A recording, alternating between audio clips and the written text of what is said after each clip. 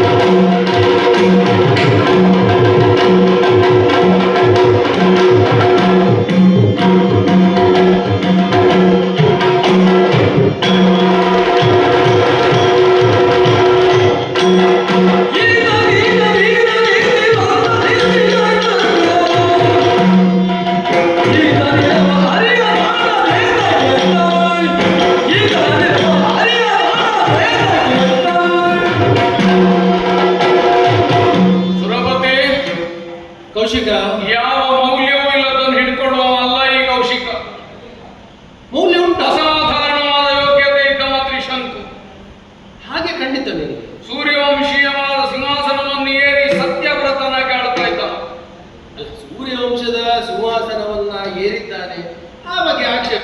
ಅಲ್ಲ ಅದನ್ನು ನೀನೆಂತದ್ದು ಆಕ್ಷೇಪ? ಇಲ್ಲಪ್ಪ, ಅವನೀಗ ತ್ರಿಶಂಕು ಅಲ್ಲಿ ಆಗಿ ಏರಿದ್ದಾನೆ ಎಂಬಲ್ಲಿ ಆ ಸಿಂಹಾಸನಕ್ಕಿರುವ ಘನತೆ ಗೌರವಗಳೇನು, ಅದಕ್ಕೆ ಯೋಗ್ಯವಾಗಿ ಇವನು ಹೊಂದಿದ್ದರಿಂದ ಏರಿದ್ದಾನೆ ಅಂತ ಅರ್ಥ. ಹಾಗಾದ್ರೆ ಇಲ್ಲಿಯವರೆಗೆ ಅವನು ವೀರ ಧೀರ ಸತ್ಯವ್ರತನಾದ ಧಾರ್ಮಿಕನಾದ ಈ ಸತ್ಯವ್ರತನನ್ನು ಸ್ವರ್ಗಕ್ಕೆ ಏರಿಸ್ತೇನೆ, ಇದು ನನ್ನ ಹಠ. ಸಿಂಹಾಸನಕ್ಕೆ ಏರಿಸಿದವರು ಅವನ ಗುರುಗಳಾದಂತಹ ಮಹರ್ಷಿ ವಸಿಷ್ಠರು. ಹೋಗಲಿ, ಈಗ ಅವನನ್ನ ಸ್ವರ್ಗಕ್ಕೆ ಏರಿಸಲಿಕ್ಕೆ ಹೊಸ ಅವನ ಗುರುಗಳಾದ ಕೌಶಿಕ ಹೊಸ ಏನೀಗ ಆಗ್ಲಿ ನಿಮ್ಮೊಳಗಿನ ಹೊಂದಾಣಿಕೆ. ಹೌದು, ಆಗ್ಲಿ, ಅವನನ್ನು ಸ್ವರ್ಗಕ್ಕೆ ಕಳಿಸ್ತೇನೆ ಅಂತ ನಾವು ಬದ್ಧನ. ಈಗ ಹವಿಸನ್ನು ಸ್ವೀಕರಿಸಿ ಯಜ್ಞ ಫಲವನ್ನು ಕೊಡಬೇಕಾದ ನೀವು ನನ್ನ ಹೇಳಿಕೆಯಂತೆ ಒದಗಿ ಬರಲಿ. ದೋಷ ಎಲ್ಲಿ ನಾ ಮಾಡಿದ ಯಜ್ಞದಲ್ಲಿ ನಿಮ್ಗೆ ದೋಷ ಕಂಡದ್ದು ಅವನಲ್ಲಿ ಅಲ್ವ? ಸಂಕಲ್ಪದಲ್ಲಿ ಅವನಲ್ಲಿ ಅವ ಸ್ವರ್ಗಕ್ಕೆ ಇರಲಿಕ್ಕೆ ಕೂಡುದು, ಇದು ನಿಮ್ಗೆ ದೋಷ ಕಾಣುವುದವರು ದೋಷ. ಹಾಗಾದ್ರೆ ನನ್ನ ನಿಯಂತ್ರಣವನ್ನು ಸ್ವೀಕರಿಸದೇ ಇದ್ದ ನೀವು ನಾ ಕೊಟ್ಟದ್ದನ್ನು ತಕೊಳ್ಳಿ, ಈಗ ಇಳಿದು ಬಂದ್ರಲ್ಲ. ಈಗ ತಕ್ಕೊಂಡ ಮೇಲೆ ನಾವು ಕೊಡಬೇಕು. ಹಾಗಾಗಿ ತಕ್ಕೊಳ್ಳಿ, ಒಳ್ಳೆದಾಯ್ತು. ಈಗ ಇಳಿದು ಬಂದ್ರಲ್ಲ, ಇಳಿದು ಬಂದು ಈಗ ನಾ ಕೊಟ್ಟದ್ದನ್ನು ತಕೊಳ್ಬೇಡ ನೀವು. ಇಳಿದು ಬಂದ ಮೇಲೆ ನಾ ಕೊಟ್ಟದ್ದನ್ನು ತಕೊಳ್ಬೇಡ. ನಾ ಕೊಡ್ತಾ ಇರೋದು ಇವನನ್ನೇ, ತಕೊಳ್ಳಿ. ಎಲ್ಲಿಗೆ? ನಿಮ್ಮಲ್ಲಿ. ಈಗ ನಾ ಬಂದದ್ದು ತಗೊಳ್ಳಿಕ್ಕೆ ಆಗಲ್ಲ. ಈಗ ನಿನ್ನ ಮನೆ 10 ಜನ ಉಂಡು ಹೋಗುವ ಮನೆ, ರೂಢಿಯ ಮಾತಿನಲ್ಲಿ ಹೇಳುವುದು ಆಗ್ಲಿ. ನಿಮ್ಮ ಒಬ್ಬ ಹೆಚ್ಚಾಗುವುದು ನನಗೆ ಹೆಚ್ಚಾಗ್ತದೆ. ಯಾಕೆ? ಶುದ್ಧನಿದ್ದಾನೆ ಅಂತ ನೀನೇ ಹೇಳುದು. ಆದ್ರೆ ಶಾಪ ಉಂಟಲ್ಲ,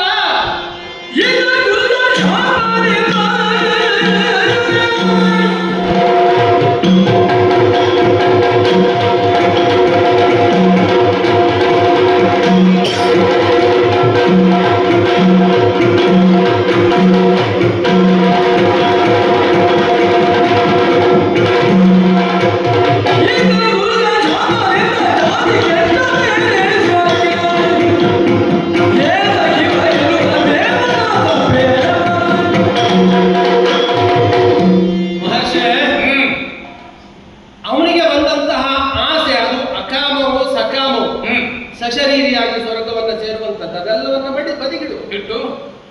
ಆದ್ರೆ ತನ್ನ ಗುರುಗಳಿಂದ ಶಾಪಗ್ರಸ್ತನಾಗಿದ್ದಾನೆ, ಹೌದಲ್ಲ? ಈಗ ನಿನ್ನ ಎಲ್ಲ ಪುಣ್ಯವನ್ನ ಅವನಲ್ಲಿ ನಿಕ್ಷೇಪಿಸಿರ್ಬೋದು. ಆದ್ರೆ ಅವನಲ್ಲಿರುವಂತಹ ಆ ಗುರುವಿನ ಶಾಪ ಇನ್ನು ಉಂಟೋ ಇನ್ನೂ ಅವನಲ್ಲಿ ಇಲ್ಲದಿದ್ರೆ, ಒಂದು ವೇಳೆ ಶಾಪ ಅವನಲ್ಲಿ ಇಲ್ಲ, ಆ ಚಂಡಾಲತ್ವ ತನ್ನಲ್ಲಿ ಇಲ್ಲ ಅಂತ ಆಗಿದ್ರೆ ತನ್ನ ಅರಮನೆಗೆ ತನ್ನ ಆಸ್ಥಾನಕ್ಕೆ ಹೋಗಿ ಪುನಃ ಅವ ಸಿಂಹಾಸನವನ್ನು ಏರಬಹುದಿತ್ತಲ್ಲ. ಹೆಬ್ಬಾಗಿಲಿನಲ್ಲಿ ತನ್ನ ಮಗ ಹರಿಶ್ಚಂದ್ರನಿಗೆ ತನ್ನದಾದಂತಹ ಅಲ್ಲಿಂದಲೇ ಇದನ್ನೆಲ್ಲ ನೋಡಿಕೊಂಡಿದ್ದೀರಿ ನೀವೆಲ್ಲ. ಅಯ್ಯೋ, ಗೊತ್ತಾಗುದಿಲ್ಲ. ನಾವು ದೇವತೆಗಳಲ್ಲ, ಎಲ್ಲವೂ ಗೊತ್ತಾಗ್ತದೆ. ಪ್ರಪಂಚದಲ್ಲಿ ಯಾರು ಹೇಗೆ ಅಂತ ಗೊತ್ತಾಗದೆ ಇದ್ದಷ್ಟು ಹೆಡ್ಡರಲ್ಲ. ಹಾಗಾಗಿ ನಾ ಕರಿವಾಗ ಬರಲಿಲ್ಲ, ಗೊತ್ತಾಗಿಯೇ ಬರಲಿಲ್ಲ. ಅವನಿಗೆ ಅವನ ಅರಮನೆ, ಅವನ ಆಸ್ಥಾನ, ಅವನ ಸಿಂಹಾಸನವನ್ನ ಏರುವ ಯೋಗ್ಯತೆ ಇಲ್ಲ ಅಂತ ಅವನಿಗೆ ಗೊತ್ತುಂಟು. ಹಾಗಾಗಿ ಅವ ಸಿಂಹಾಸನವನ್ನು ಪುನಃ ಏರಲಿಕ್ಕೆ ಹೋಗ್ಲಿಲ್ಲ. ಯಾಕಂದ್ರೆ ಅವನಲ್ಲಿರುವಂತಹ ಚಂಡಾಲತ್ವ, ಅವನಲ್ಲಿರುವಂತಹ ಶಾಪ. ಅಂತಹ ಭೂಮಿಯಲ್ಲಿರುವಂತಹ ಒಂದು ಸಿಂಹಾಸನವನ್ನು ಏರ್ಲಿಕ್ಕಾಗುವುದಿಲ್ಲ ಅಂತವನನ್ನು ನೀವು ಸ್ವರ್ಗಕ್ಕೆ ಕಳಿಸ್ತೇನೆ. ಹೌದು, ಸ್ವರ್ಗದಲ್ಲಿ ಶಾಪಗ್ರಸ್ತರಿಗೆ ಸ್ಥಳ ಇಲ್ಲ. ಹಾಗಂತ ನೀ ಹೇಳ್ಬೋದು, ಸ್ವರ್ಗದಲ್ಲಿ ಶಾಪಗ್ರಸ್ತರು ಇಲ್ವೋ? ಸ್ವರ್ಗದಲ್ಲಿ ಇದ್ದವರಿಗೆ ಶಾಪ ಇಲ್ವೋ? ಶಾಪಗ್ರಸ್ತ ಬೇಡದೆಲ್ಲ ಮಾಡಿ ದಕ್ಕಿಸಿಕೊಂಡವರು ಇಲ್ವೋ? ಹೌದಪ್ಪ, ತುಂಬಾ ಶಾಪಗಳು ಎಲ್ಲರಿಗೂ. ಶಾಪಗಳು ತ್ರಿಮೂರ್ತಿಗಳಿಗೂ ಬಿಡ್ಲಿಲ್ಲ ಅಲ್ವಾ? ತ್ರಿಮೂರ್ತಿಗಳನ್ನು ಬಿಡ್ಲಿಲ್ಲ. ಉಂಟು. ಹಾಗಿರುವ ಹೊತ್ತಿದ್ದು ಉಳಿದ ಸುರರಿಗೋ, ಅಷ್ಟದಿಕ್ಪಾಲಕರಿಗೋ, ದೇವೇಂದ್ರನಿಗೋ ಎಷ್ಟೋ ಬಂದಿದೆ. ಆದ್ರೆ ಬಂದದ್ದೆಲ್ಲ ಅದೆಲ್ಲ ಪರೋಕ್ಷವಾಗಿ ಲೋಕ ಕಲ್ಯಾಣವೇ ಅದರಿಂದ ಆಗಿದೆ. ಹಾಗೆ ಹಾಗಂತ ಲೋಕ ಕಲ್ಯಾಣ ಆಗಲಿ ಅಂತ ಶಾಪ ಬಂದದ್ದಲ್ಲ, ಬಂದ ಮೇಲೆ ಲೋಕ ಕಲ್ಯಾಣ ಆದದ್ದು. ಅದೆಲ್ಲ ಕೆಲವು ದೇವರ ಆಸೆ. ಹೌದು ಅಯ್ಯ, ಹಾಗಂತ ಇಲ್ಲಿ ಇರುವಾಗ ಶಾಪ ಬಂದದ್ದು, ಶಾಪ ಬಂದ ಮೇಲೆ ಇಲ್ಲಿ ಬಂದದ್ದು. ಹಾಗಾಗಿ ಶಾಪಗ್ರಸ್ತನಾದಂತಹ ಗುರು, ಅದರಲ್ಲೂ ಗುರುವಿನ ಶಾಪ, ಗುರುತರವಾದಂತಹ ಶಾಪ, ಅಂತಹ ಶಾಪ ಹೊಂದಿದವನನ್ನು ಇಲ್ಲಿ ಸೇರಿಸಿಕೊಳ್ಳಿಕ್ಕೆ ಆಗುವುದಿಲ್ಲ. ಇನ್ನೂ ಒಂದು ಕೇವಲ ನನಗೆ ಬೇಕಾಗಿ, ನನ್ನ ಸ್ವಾರ್ಥಕ್ಕೆ ಬೇಕಾಗಿ ಮಾತ್ರ ಇದನ್ನು ನಾನು ಹೇಳುತ್ತಾ ಇಲ್ಲ, ಮಾಡ್ತಾ ಇಲ್ಲ. ಹರನ ನೇಮ ಶಾಪಗ್ರಸ್ತರು, ಅದರಲ್ಲಿ ಗುರುವಿನ ಶಾಪವನ್ನು ಹೊಂದಿದ ಉಳಿದವರನ್ನ ಸ್ವರ್ಗಕ್ಕೆ ಸೇರಿಸುವ ಹಾಗಿಲ್ಲ. ಹಾ. ಮತ್ತೆ ಹಾ. ಚಂಡಾಲರನ್ನು ಹಾ. ಸ್ವರ್ಗಕ್ಕೆ ಸೇರಿಸುವ ಹಾಗಿಲ್ಲ. ಹಾ. ಶಾಪ ಕೊಟ್ಟದ್ದು ಗುರುಗಳು. ಶಾಪ ಕೊಟ್ಟದ್ದು ಏನನ್ನು? ಚಂಡಾಲತ್ವವನ್ನು. ಅಲ್ಲಿಗೆ ಅವರೇ ಹೇಳಿದ್ದಾರೆ, ಸ್ವರ್ಗವನ್ನು ಸೇರುವಂತಹ ಅರ್ಹತೆ ಇಲ್ಲದ ಹಾಗೆ ಅವರೇ ಮಾಡಿದ್ದಾರೆ. ಆದ ಕಾರಣ ನಾವೊಂದು ಹೊಂದಾಣಿಕೆಯಲ್ಲಿ ಮುಗಿಸಿದಾದ್ರೆ ಈಗ ನಿನಗೆ ತೊಡಕೆ ಆಗುದಿಲ್ಲ ಸೇರಿಸಿಕೊಳ್ಳಿ. ನಾನು ನಿನ್ನ ಮನೆಗೆ ಕಳಿಸುವುದಿಲ್ಲ, ನಾ ಬೇರೆ ಮನೆ ಕಟ್ತೇನೆ. ಅಯ್ಯೋ, ಸ್ವರ್ಗ ನನ್ನದೇ ಬಿಡಿ. ಸ್ವರ್ಗ ಇಲ್ಲ, ಮತ್ತೆ ಸ್ವರ್ಗ ಮಾಡ್ತೇನೆ ಅಂತ ಹೊರಟದ್ದಲ್ವಾ? ಅಲ್ಲಿ ಇವನು ನಿದ್ರೆ ಮಾಡ್ತೇನೆ ಅಂತ ಹೊರಟದ್ದಲ್ವ? ಓಹೋ, ಇನ್ನ ಸ್ವರ್ಗಕ್ಕೆ ಇವನಿಗೆ ಪ್ರವೇಶ ಕೊಡ್ಲಿಲ್ಲ, ಹೋಗ್ಲಿ ಹೋಗಲ್ಲ ಸ್ವರ್ಗವಿನ್ನು. ನಾ ಹೇಳಿದ್ದೇನೆ, ನಾ ಬೇರೆ ಸ್ವರ್ಗವನ್ನು ಮಾಡ್ತೇನೆ. ಆದ್ರೆ ಭೂಮಾತಕ ಒಡ್ಡುವುದಕ್ಕೆ ನೀನು ಬಂದು ವಜ್ರಾಯುಧ ಹಿಡ್ಕೊಂಡು ಅಂತಾದ್ರೆ ನೀ ತಂದದ್ರ ಒಂದು ಪ್ರಯೋಗ ಮಾಡಿ ನೋಡು.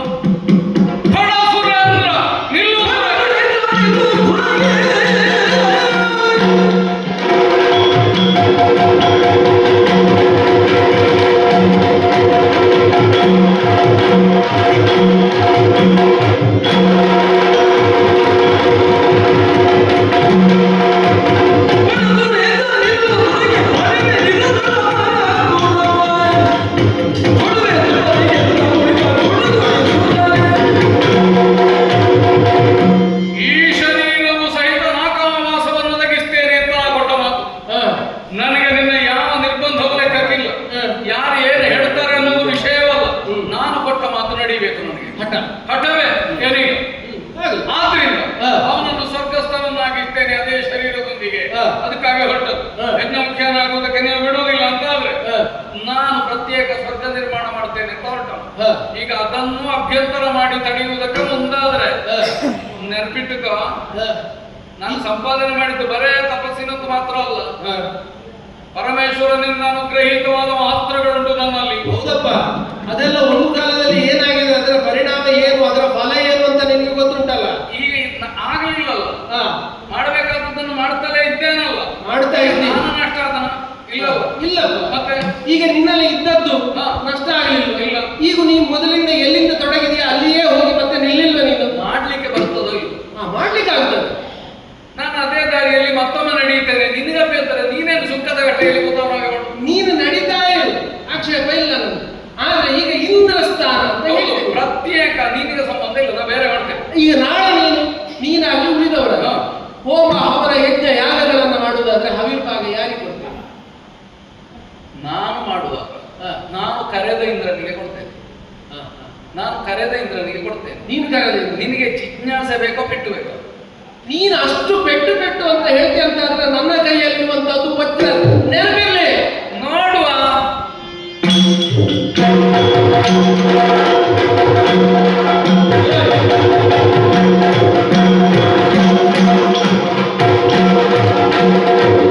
ಗುರುಗಳ ಬಂದು ಹೊಡೆದಾಡಬೇಡಿ. ನೀನ್ ಏನು ಎನ್ನುವುದನ್ನು ಅವ್ರು ಏನ್ ಹೇಳ್ತಾ ಇದ್ದಾರೆ ಗೊತ್ತಾ?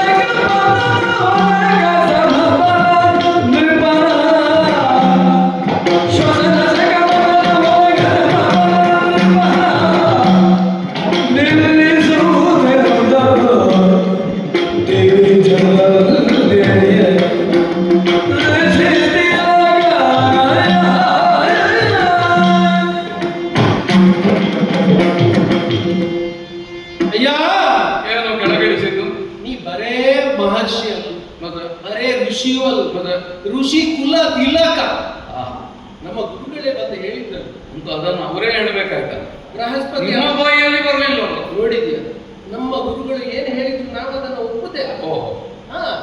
ಅಂತಹ ವಿಶಾಲವಾದಂತಹ ಮನಸ್ಸು, ಗುರುಗಳ ಕುರಿತಾದಂತಹ ಗೌರವ ಭಾವನೆ. ಗುರುಗಳನ್ನು ಎದುರು ಹಾಕಿಕೊಂಡ್ರೆ ಏನಾಗ್ತದೆ ಅಂತ ಮೊದಲು ಗೊತ್ತಾಗಿದೆ, ಗೊತ್ತುಂಟು. ಮತ್ತೆ ಹೇಳಿದ್ದು ಕೇಳಬೇಕ, ಎಲ್ಲಿ ನಾವು ತಪ್ಪಿದ್ದೇವೆ ಆಗಲಿ ನಿಮ್ಮ ಗುರುಗಳಿಗಾದ್ರೂ ನಮ್ಮ ಯೋಗ್ಯತೆ ಗೊತ್ತುಂಟು ಅಲ್ಲ, ಅವರ ಗೊತ್ತಾಗಿ ಹೇಳಿದ್ದಲ್ವಾ ಋಷಿಕುಲ ತಿಲಕ. ಈಗ ನಿಂತೆಂತದ್ದು ನಮ್ಮಲ್ಲಿ ಒಂದು ಹೊಂದಾಣಿಕೆ ಮಾಡಿಕೊಳ್ಳು, ಅಲ್ಲಿಂದ ಅಲ್ಲಿಗೆ ಮಾಡಿಕೊಳ್ಳು. ಎಂತದ್ದು ಅಲ್ಲಿಂದ ಅಲ್ಲಿಗೆ? ಇಲ್ಲಿಂದ ಅಲ್ಲಿಗೆ, ಅಲ್ಲಿಂದ ಅಲ್ಲಿಗೆ ಒಂದು ಹೊಂದಾಣಿಕೆ ಆಗ್ಬೇಕಲ್ಲ. ಎಂತ ಹೊಂದಾಣಿಕೆ? ಏನೋ ಒಂದು ಸ್ವರ್ಗವನ್ನು ನೀನು ಮಾಡಿದ್ದು. ತ್ರಿಶಂಕುವಿಗೆ ಸ್ವರ್ಗವಾಸ. ಹೌದು. ಈಗ ಸ್ವರ್ಗದಲ್ಲಿ ಏನೆಲ್ಲ ಇನ್ನು ನಿಮ್ಮ ಸ್ವರ್ಗ ಕರೆದ್ರೂ ಬೇಡ ಅವನಿಗೆ. ಇಲ್ಲ ನಿನಗೆ ಅಲ್ಲ, ನಾ ಮಾಡಿದ್ರಲ್ಲಿ ಈಗ ನಮಗೊಂದು ಸಮಸ್ಯೆ ಆಗ್ತದೆ. ನಾಳೆ ಯಾರಾದ್ರೂ ಹವಿರ್ಭಾಗ ಕೊಡ್ಲಿಕ್ಕೆ ಹೊರಟ್ರೆ ಈ ತ್ರಿಶಂಕು ಎಲ್ಲಿಯಾದ್ರೂ ಹೋದ್ರು ಆ ಎರಡು ಇಂದ್ರರು ಬಂದ್ರೆ ಹಾ ಸ್ವರ್ಗಕ್ಕೆ ಪುಣ್ಯ ಜೀವಿಗಳು ಬರುವಂತಹ ಮಾರ್ಗದಲ್ಲಿ ಅಂತ ಒಬ್ಬನನ್ನು ಉಪೇಂದ್ರ ಅಂತ ಮಾಡ್ಲಿಕ್ಕೆ ಉಪಾಯ ಅದಾಗುದಿಲ್ಲ.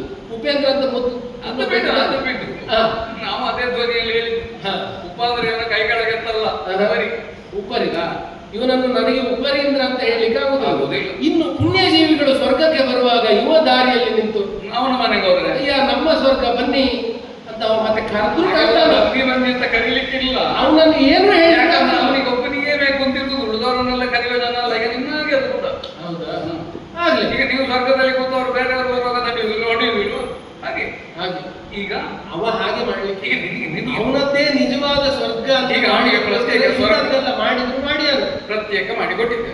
ಈಗ ನಿನಗೆ ಬೇಕಾದ ಅಯ್ಯ ಅವನ ಸ್ವರ್ಗ ಏನು ವೈಶ್ವಾನರ ಪದದ ಹೊರಗೇ ಇರುವಾಗ ಸ್ವಲ್ಪ ದೂರದಲ್ಲಿ ಅವನಿಗೆ ಊರ ಹೊರಗಿನ ಕೇರಿಯಲ್ಲಿ ಮೊದಲೇ ಅಭ್ಯಾಸ ಉಂಟು. ಹಾ ಅವ ಇದ್ದದ್ದು ಮೊದಲು ಅಲ್ಲಿ ಸ್ವರ್ಗ ಅಲ್ಲಿ ಸ್ವರ್ಗ ಅಲ್ಲಿ ಅವನಿಗೆ ಎಲ್ಲಿದ್ರು ಸ್ವರ್ಗ ಗೊತ್ತಿಲ್ಲ. ಸ್ವರ್ಗದಲ್ಲಿರ್ಬೇಕು ಎಲ್ಲಿದ್ರು ಸ್ವರ್ಗ ಅಲ್ಲ. ನೀವು ಊರ ಹೊರಗಿದ್ರು ಅವನಿಗೆ ಅದು ಸ್ವರ್ಗ ಆಗಿತ್ತಲ್ಲ ಹೊತ್ತಿನಲ್ಲಿ. ಅದೇ ಯಾರಿಗೆ ಗೊತ್ತು? ಅವನ ಹೇಳಿದ್ದಾನೆ ಇದು ಊರ ನಿಮ್ಮ ಊರನ್ನ ಹೊರಗೆ.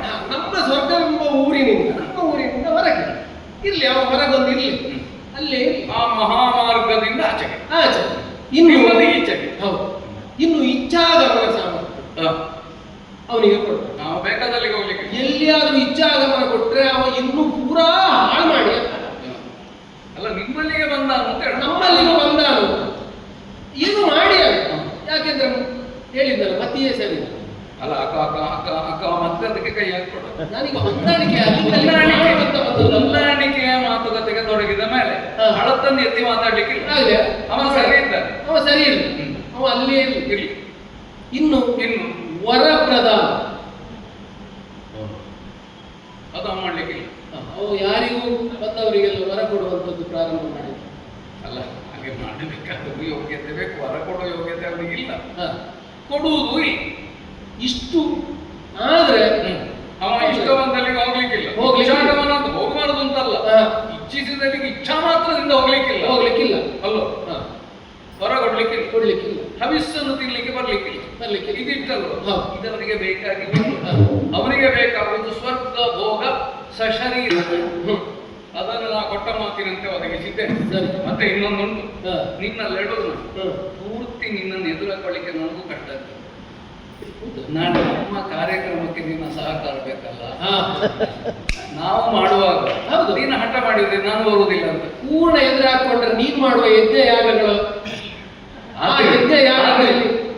ನಾನು ಬಾರದಿದ್ರೆ ಅದು ಅರ್ಧದಲ್ಲಿ ಅವನಿಗೆ ಕೊಡ್ಲಿಕ್ಕೆ ಆಗ್ತದ. ಅದು ಅರ್ಧದಲ್ಲಿ ನಿಂತ್ರೆ ಹಾಗಾಗಿ ನಾನು ತೊಡಗಿದ್ದ ಅರ್ಧದಲ್ಲಿ ನಿಲ್ಲಿಕ್ಕೆ ಆದ್ರಿಂದ ಮುಂದೆಯೂ ನಿನ್ನ ಸಹಕಾರ ಬೇಕು. ನಾ ಹೇಳಿದ್ನಲ್ಲ, ನಾನು ಹೊರಟದ್ದೆ ಯಾವುದಕ್ಕೆ ಅಂತ ಅದನ್ನು ಸಾಧಿಸುವಲ್ಲಿ ನಾ ಪ್ರಯತ್ನಶೀಲನಾಗ್ತೇನೆ. ಬ್ರಹ್ಮ ಋಷಿ ಅಂತ ಹೇಳುವ ಗುಂಪಿನಲ್ಲಿ ನೀನು ಬರಬೇಕೆ. ಒಳ್ಳೆ ಮೊದಲು ಮುಂದೆ ನಾನೇ ಇರ್ತೇನೆ. ಆಗ ಅವನಿಗೆ ಹೇಳಿದೆ, ಈಗ ನಿನಗೆ ಹೇಳ್ತೇನೆ, ಸ್ವರ್ಗಂ ಗಚ್ಚ. ಆಗಲಿ, ನೀ ಹೇಳಿದ್ರು ನಾನು ಅಲ್ಲಿಗೆ ಹೊರಟ. ನಾ ಬಂದ ಕೆಲಸ ಆದ್ಮೇಲೆ ನಾನು ಇಲ್ಲಿ ಇರ್ತೇನೆ. ಅಲ್ಲ, ನಮಗ ಅಪಕಾರ ಇಲ್ಲ ಅಂತ ಆದ್ರೆ ನಿನ್ನ ಮನೆಗೆ ನೀನು ಹೋದ್ರೆ ನನಗೆ ನಟ್ಟೆ. ನಾ ಬಂದ ಕೆಲಸ ಆದ್ಮೇಲೆ ಎಲ್ಲಿಯೂ ನಾನು ಇಲ್ಲುವುದಿಲ್ಲ, ಹೊರಟೇನೆ. ಬಂಧುಗಳೇ,